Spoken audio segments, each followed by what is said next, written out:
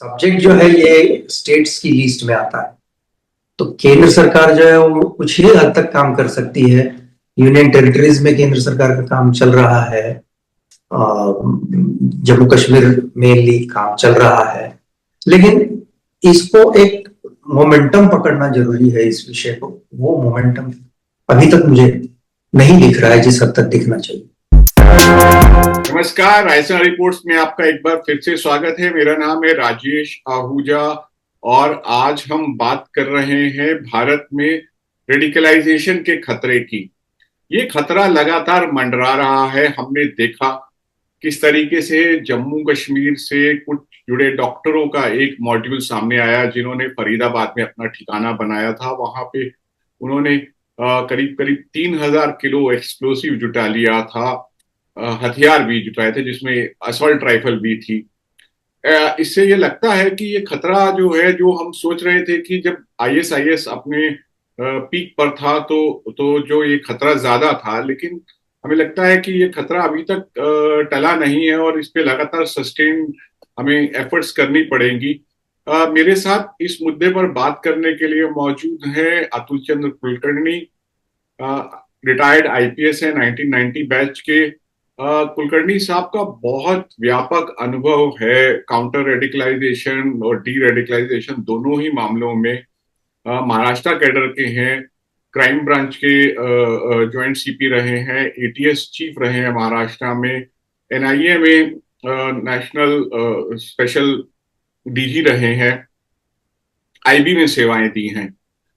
तो हम कुलकर्णी साहब से जानेंगे कि डी रेडिकलाइजेशन और काउंटर रेडिकलाइजेशन को लेकर जो सस्टेन एफर्ट करनी चाहिए, क्या उस लेवल पे वो एफर्ट्स हो रही हैं या और करने की जरूरत है? Thank you Rajesh ji. Basically efforts जो है वो जिस लेवल तक होने चाहिए उस लेवल तक नहीं हो रहे हैं, ऐसा मैं मानता हूँ। इसकी वजह है कि डी रेडिकलाइजेशन, बेसिकली रेडिकलाइजेशन इस विषय पर मैं पिछले 10 साल से काम कर रहा हूँ, ज्यादा ही बल्कि, लेकिन कम नहीं। 2014 में अगर आपको याद होगा तो पहले 4 बच्चे जो है मुंबई के पास से, थाने डिस्ट्रिक्ट से चले गए to join ISIS, and then thereafter the whole issue of radicalization kind of came to the fore. As you rightly mentioned, the recent arrests in Delhi blast also indicate the levels of radicalization. We have in between, while in the Maharashtra ATS and in the NIA, I have been privy to a number of other cases where this has been seen. So radicalization continues, and there is a requirement of a concerted effort कि जिसमें हम इसको कुछ हद तक तो at least कम से कम निपटा पाए या इसको कंट्रोल कर पाए। लेकिन ये होते हुए नहीं दिख रहा जिस तरीके से होना चाहिए या जिस स्ट्रेंथ से इस प्रश्न के ऊपर काम करना चाहिए।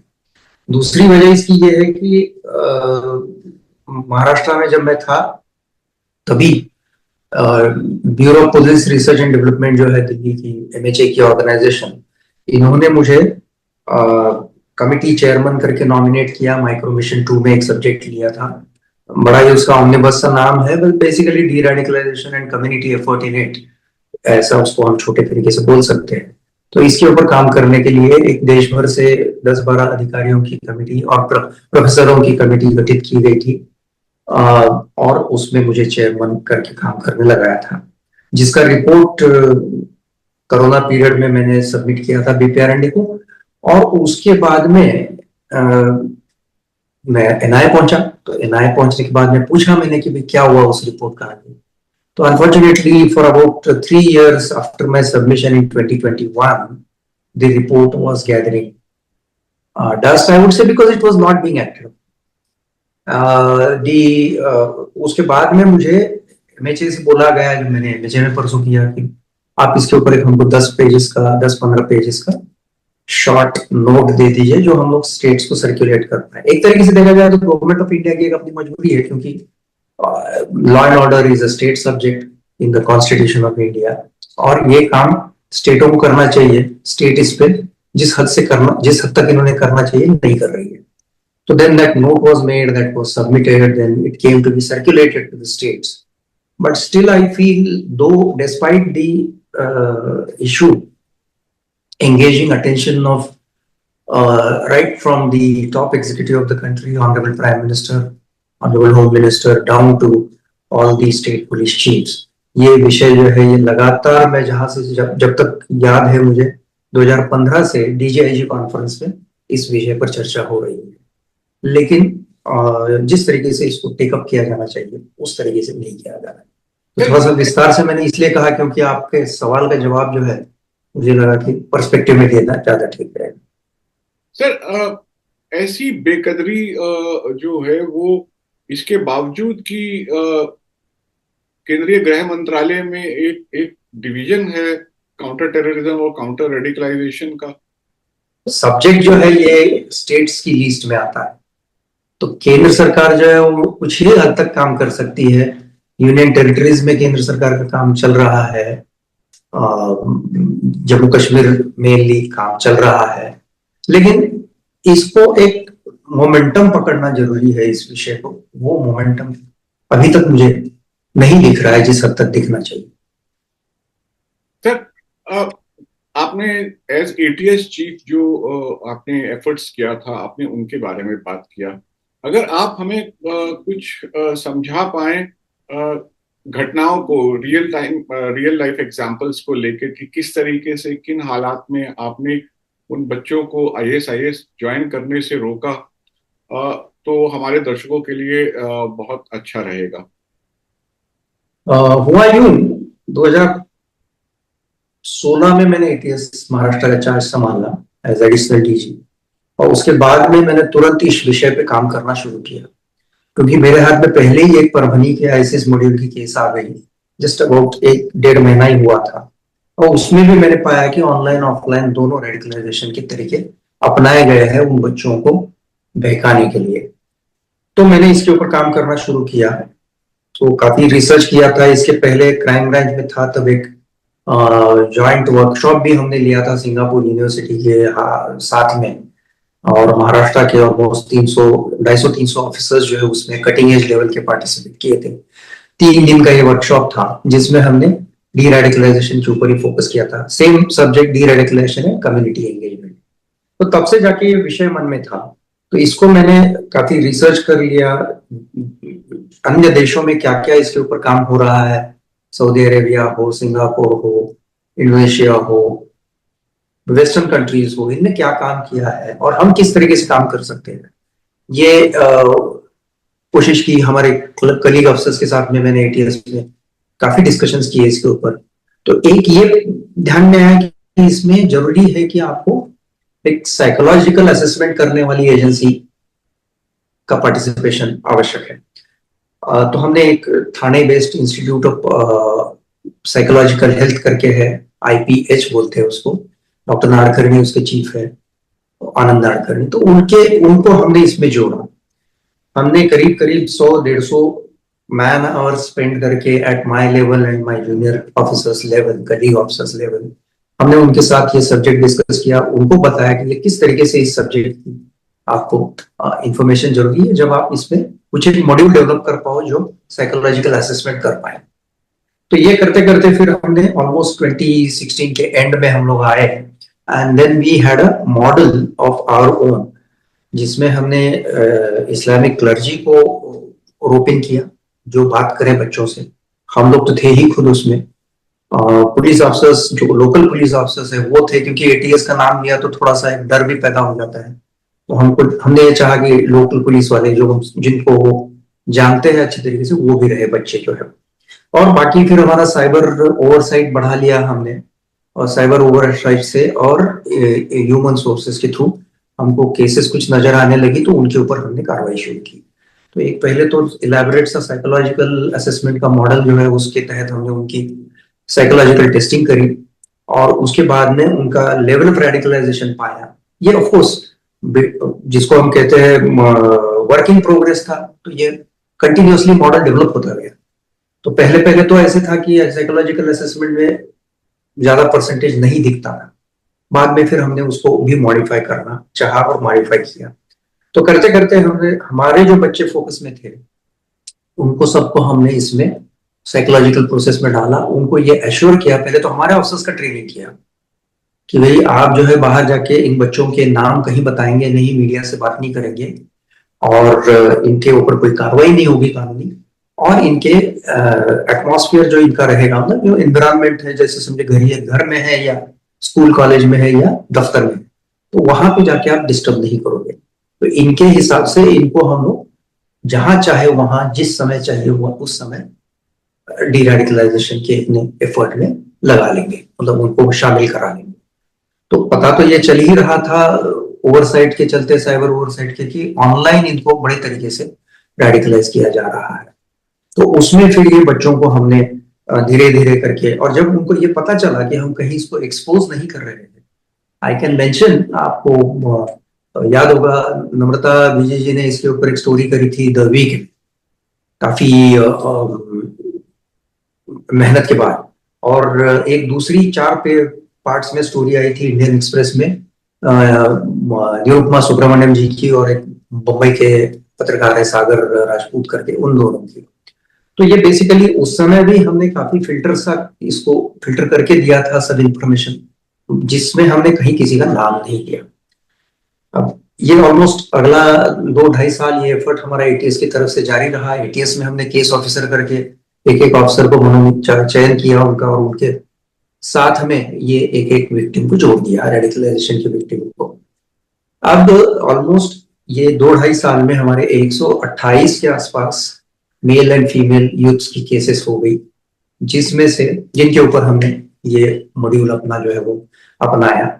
ये डीरेडिकलाइजेशन एफर्ट जो है वो एक दिन का या एक हफ्ते का काम नहीं है, केस टू केस ये वेरी करता है, क्योंकि उनको किस फैक्टर से वो रेडिकलाइज हो गए हैं, किस पर्टिकुलर इशू से, लोकल से लेके ग्लोबल तक इश्यूज जो है वो उनके ऊपर काम करते हैं, और उसके ऊपर ये रेडिकलाइज होते हैं। तो ये सब देख देख के, हर एक की कंडीशन देख के, हर एक का लेवल ऑफ रेडिकलाइजेशन देख के इसमें डीरेडिकलाइजेशन का एफर्ट लेना पड़ता है। तो केसेस में हमको कई केसेस में महीनों लगे हैं, लेकिन हम लोगों ने उसका एक मॉड्यूल बना लिया था, और हम लोग बाद में भी उनके साथ में संपर्क में रहते थे 3-3, 4-4 साल तक। ये पूरी प्रोसेस मैं बता नहीं पाऊंगा, बट बेसिकली 128 बच्चों के ऊपर हमने इसमें काम किया, और उनको रेडिकलाइजेशन के शिकंजे से बाहर निकाला। इसके साथ ही में हमने केंद्र सरकार की मिनिस्ट्री ऑफ रूरल डेवलपमेंट की स्कीम है RCTs करके, rural self employment training institutes, 2008 से चल रही है ये स्कीम। बड़ी साइलेंटली रिवोल्यूशन ला रही है कि यूथ्स को सेल्फ एम्प्लॉयमेंट में जो स्किल उन्होंने चाहा, मोबाइल रिपेयरिंग से लेके मोटरसाइकिल रिपेयरिंग तक, जिस भी चाहिए, महिलाओं के लिए ब्यूटी पार्लर तक, ये सब स्किल्स में 1 हफ्ता से लेके 6 हफ्ता तक fully residential, fully paid training इनको मिलती है। जिले की जो लीड बैंक रहती है, वो लीड बैंक के अंडर ये एक मैनेजर रहता है, वो मैनेजर ये सब कर लेता है। और बाद में खासियत इस स्कीम की ये है कि बाद में इन बच्चों को वही बैंक लोन दे देती है फॉर स्टार्टिंग दी वेंचर, और 2 साल तक हैंड होल्ड करती है, कि जिसके चलते वो आदमी स्टेबलाइज हो जाए, वो यूथ जो है वो स्टेबलाइज हो जाए अपने बिजनेस में। तो ये करने की जरूरत ये भी है कि क्या रेडिकलाइजेशन केवल डीरेडिकलाइज करके खत्म नहीं होने वाला है, उसको आपको इकोनॉमिक रिहेबिलिटेशन करना पड़ेगा, कई तरीके के रिहेबिलिटेशन करने पड़ते हैं। सो ये भी हमने ऑन द जॉब पाया, और फिर हमने एक एक चीज उसमें वो भी ऐड कर ली। तो उसमें करीबन 350 के आसपास बच्चों को जो है हमने हमारे फोकस किए, जिसमें पूरे 128 में नहीं है, कुछ है कुछ नहीं है। तो इनको सबको हमने सेल्फ एम्प्लॉयमेंट की ट्रेनिंग दे दी, और इनको बैंकों से, जनरल मैनेजर से उनके बात करके उनको हमने लोन दिलवाया, जिसमें कि जब तक मैं एटीएस में था तब तक 250 के ऊपर बच्चे जो है वो अपना वेंचर में लग चुके थे। सो ये एक साइड एफर्ट था, लेकिन ये बहुत इंपॉर्टेंट था, अदरवाइज बच्चे जो है दोबारा रेडिकलाइजेशन के शिकंजे में आ जाते, बिकॉज ऑनलाइन कोई भी उनको संपर्क करे, इसके ऊपर तो कोई पाबंदी नहीं है, कोई कंट्रोल नहीं कर सकता है। So this was basically the effort of radicalization, and this was appreciated countrywide, and Kashmir में इसका उन्होंने अडॉप्ट करना चाहा, आंध्र प्रदेश तेलंगाना में अडॉप्ट करना चाहा, कर्नाटक में अडॉप्ट करना चाहा, कई सारे स्टेटों में अडॉप्ट करना चाहा। तो बीपीआरएनडी वाला जो रिपोर्ट है हमारा सब ग्रुप का, उसमें हमने यही मॉडल को सामने रखा है कि इसको अडॉप्ट किया जाए स्टेट्स में। इसकी वजह मेनली जैसा मैंने आपको बोला ये है कि इसमें बच्चों के ऊपर कोई कार्रवाई नहीं होती है, उनके ऊपर काला धब्बा नहीं आता है, फैमिली कहीं उसके ऊपर भी कोई धब्बा नहीं आता है। तो आइडिया ये है कि भाई उनको ज्यादा प्रसिद्धि ना देते हुए, इनको ज्यादा पब्लिसिटी ना देते हुए, इनको, अपने ही बच्चे हैं तो ये गलत रास्ते जा रहा है तो इनको वापस ठीक रास्ते लाया है। सो ये बेसिकली एटीएस का एफर्ट रहा। सर, बहुत बढ़िया आपने तरीके से इसको समझाया। सर, एक चीज आपने कहा कि एक ऑनलाइन स्वीप जब हम करते थे ट्रैफिक की तो उससे पता लगता था, बहुत सारे जो हैं बच्चे जो हैं सामने आते थे जो कि इस तरीके की बातचीत में संलग्न होते थे, या उनको रिक्रूट करने की या उनको इन्फ्लुएंस करने की कोशिश की जा रही होती थी। जो हमने लगातार देखा है कि सोशल मीडिया पर जो धार्मिक तरीके से बहलाने फुसलाने का काम है वो मिस इन्फॉर्मेशन के जरिए होता है, बहुत सारी मिस इंटरप्रिटेशंस होती हैं रिलीजियस एडिक्ट्स की। तो आपको क्या लगता है कि क्या हमें सोशल मीडिया पे ऑनलाइन ऐसे प्लेटफॉर्म बनाने की जरूरत है जहां पर सही तरीके से रिलीजियस डॉक्यूमेंट्स, रिलीजियस एडिक्ट्स, धार्मिक धर्म ग्रंथों को सही तरीके से समझाया जाए? बहुत अच्छी बात कही आपने। जैसे मैंने बताया वो बीपीआरएनडी वाले रिसर्च में हम लोगों ने कम से कम 200 250 जो है 250 के आसपास ऐसी आयातें निकाली, दोनों कुरान और हदीस की, कि जिनका दुरुपयोग जो है वो गैर इस्तेमाल करते हैं टेररिस्ट के हैंडलर्स, जो मतलब जो इन लोगों बच्चों को बहलाते हैं, बहका बहलाते हैं। तो ये सभी जो है ये एक बड़ा कॉन्सर्टेड एफर्ट है, ये लॉन्ग टर्म एफर्ट की जरूरत है। और हम लोगों ने महाराष्ट्र में उसका एक काउंटर नैरेटिव्स प्रोग्राम बनाया था, उसमें भी काफी मेहनत करी थी, जो हमने उन्हीं 219 में ही स्टेट गवर्नमेंट को सबमिट किया था। उस मॉडल को भी हमने मतलब एक तरीके से हम ही ने डेवलप किया था without way you know borrowing too much from the abroad models, because abroad की जो मॉडल्स है सभी विदेशों की, वो सभी प्रिजन बेस्ड डीरेडिकलाइजेशन पे, समझे ना, कि जो आदमी ऑलरेडी प्रिजन में है, जिसके ऊपर मतलब एक धब्बा लग चुका है एक तरीके से। हमारे इसमें वो नहीं है। हमारे ये 128 बच्चों में से बहुत कम आपको जो है इनके ऊपर कोई आपको धब्बा दिखेगा। मोस्ट ऑफ देम अपना अपना जीवन बिताना शुरू किए हैं अपने तरीके से। तो ये काउंटर नैरेटिव्स प्रोग्राम का एक बहुत ही बढ़िया मॉडल, हमने 10 साल कम से कम राज्य सरकार ने इसके ऊपर काम करना चाहिए। ये मॉडल हाउस होना चाहिए, पूरा एफर्ट जो है वो मिनिस्ट्री तो नहीं, डिपार्टमेंट ऑफ माइनॉरिटी डेवलपमेंट में होनी चाहिए, ऐसा भी हमने प्रपोज किया था। तो अभी वो कहाँ है मुझे मालूम नहीं है, महाराष्ट्र में कहाँ चल रहा है, उसका क्या चल रहा है। और ये मॉडल जो है वो it is also part of that BPRND, उसमें भी हमने इसको इंक्लूड किया है। बट आपकी बात सही है कि ये एक लंबा चलने वाला एफर्ट है। इसको 1-2 साल में, आपको 5 साल में ये काम नहीं होने वाला है, क्योंकि जो मटेरियल है रेडिकलाइज करने में वो बहुत है, रेडिकलाइज करने वाले लोग भी बहुत है, दोनों ऑनलाइन और ऑफलाइन। और उस हिसाब से not in equal measure we are able to counter radicalize और take measures of counter narratives. आपने सही कहा है कि उसमें जरूरत है कि हम लोग अपने ऐसे प्लेटफॉर्म्स रखें जिसमें हम लोग ये क्वेरीज जो है ले पाए और उनके ऊपर ठीक से बच्चों का समाधान कर पाए, जैसे मतलब जिसके तहत वो बच्चे इधर उधर नहीं जा रहे। एक हमने एटीएस में 8 शॉर्ट फिल्म्स, 1-1 मिनट की शॉर्ट फिल्म्स का बुके भी बनाया था, जो भी इस काम के लिए काफी मददगार साबित हो सकता है। वो पब्लिक के लिए अवेलेबल है। Those films are also very well received. मतलब मुझे देश के कोने कोने से वो फिल्म्स देख के पता नहीं जैसे तैसे भी उनके पास चली गई और फीडबैक आ गया था। तो वो भी एक अच्छा इसमें मददगार साबित हो सकता है। कुल मिला के it has to be a very concerted effort of the governmental departments, ministries and the uh, public.